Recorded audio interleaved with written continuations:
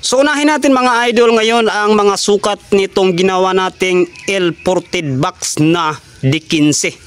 So kinatin ko na kanina ito mga idol at nalinisan ko na. So hindi ko na lang siya pinapakita dahil baka magtatagal tayo. So mga sukat na lang ang ating titirahin.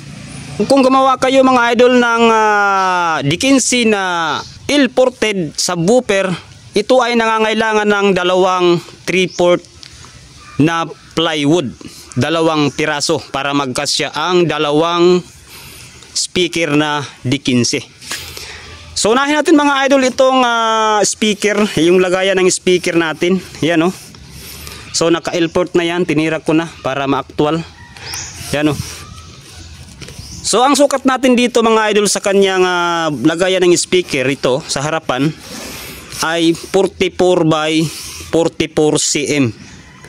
Yan. So dalawa ito dahil dalawa ang speaker. So ulitin ko, 44 by 44 cm. So ito naman, yan o. So kung makikita ninyo, yan, naka L siya, naka L dahil L-ported siya, yan. So itong sa gitna ay sana yun, yun o, 39 by 44 ito. Yan. At saka itong L nya, naka L. Yan para makita. Yan. Yan. Yan. Ito.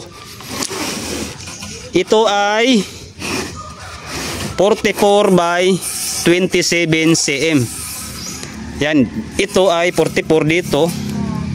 At sa yung sa pataas niya ay 27 cm. So ito naman mga idol ay yung sa up and down nya. Up and down. Ito ay 48 by 60 1/2. So 4 pieces. Yan. Up and down nya. So ito naman ang sukat ng likod nya.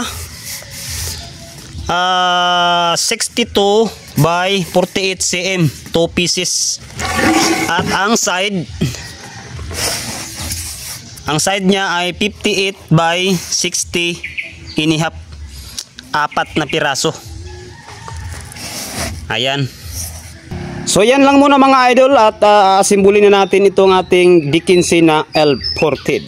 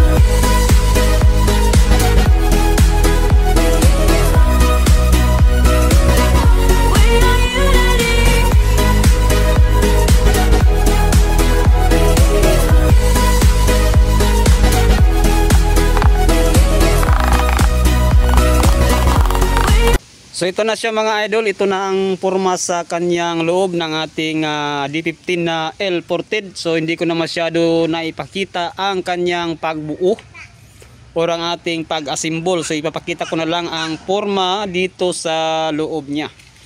So ito ang kanyang lagayan ng speaker. Ito. Saka ito ang naka L-port. Yan. Dito. Tapos mayroon siyang breeze dito. Yan. Dito pwede nyong lagyan din ng ganito. At saka mayroon din dito. Yan. Breeze nito. At saka dito. Yan o. Sa speaker nya. Ang layo pala dito mga idol, dito sa kanyang gap sa labas ay 5 cm or 2 inches. Ayan. Paikot na yan, paikot. Yan. So dito ang ano niya ay 14 inches. 14 cm.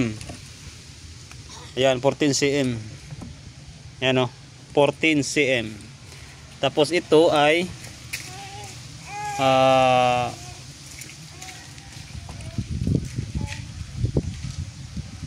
6 inches yan mga idol, 6 inches. Ito tapos kinat. Yan. So 6 inches pala ito. So ilalagay ko muna yung taklob niya dito sa harapan para mabuo na natin at saka para malinisan natin mga idol. So stay tuned lang mga idol.